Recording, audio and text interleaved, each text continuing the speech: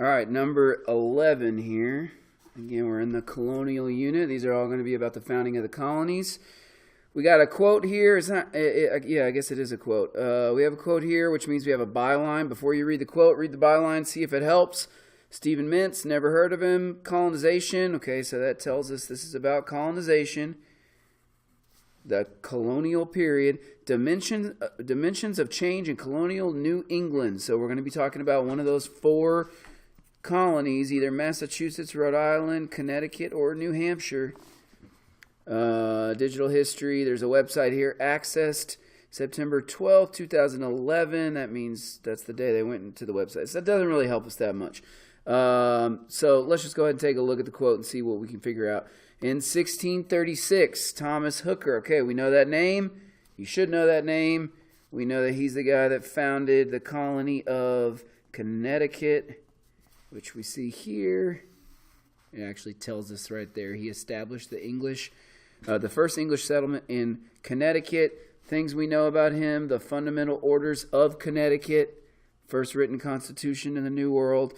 He was the guy that was famous for separation of church and state, and he thought that was so important that he got kicked out of the first colony in New England, which was Massachusetts. So he got kicked out. All right, and he went to found his own colony there in Connecticut. So it says, which of the following completes the sentence above? In 1636, Thomas Hooker established the first English settlement in Connecticut, convinced that the government should rest on free consent. He was convinced that the government should rest on free, so the ability to choose. He what? A says limited property ownership. So in other words, the right to own property. Right to own property to church members.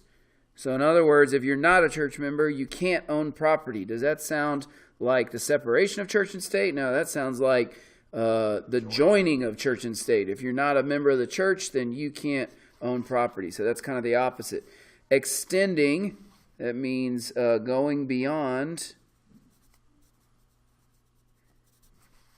or giving out, maybe is a better way to put it. Giving out voting rights beyond. Yeah, going beyond church members. So not just church members, but if you're an atheist or you're a Catholic or you're something else from another religion or another church, you can still get voting rights. You don't have to be a member of the specific Puritan church in order to have voting rights. That sounds a lot like this right here, the separation of church and state. So we're going to come back to that one.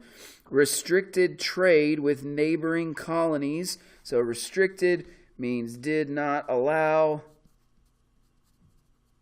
trade with neighboring colonies. Does that have anything to do with separation of church and state?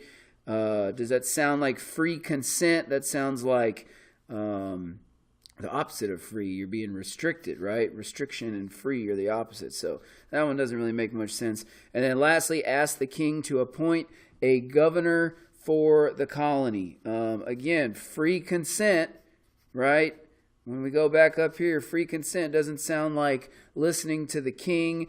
In addition to that, we know that the government and the church were separated here, which doesn't really sound like the king. This one's just kind of a random answer choice. Doesn't really have anything to do with separation of church and state. The best answer here, when you think of Thomas Hooker, you need to think of Connecticut and you need to think of separation of church and state. Choice B.